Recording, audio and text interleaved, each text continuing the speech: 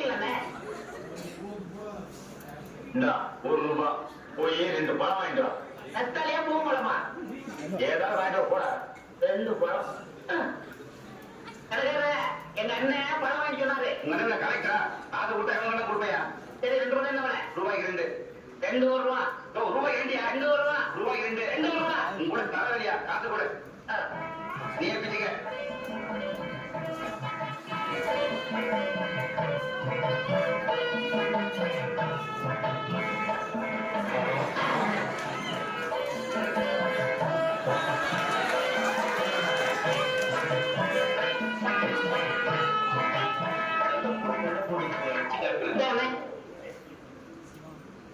என்ன இது?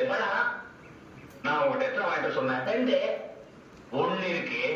இன்னொன்னு இங்க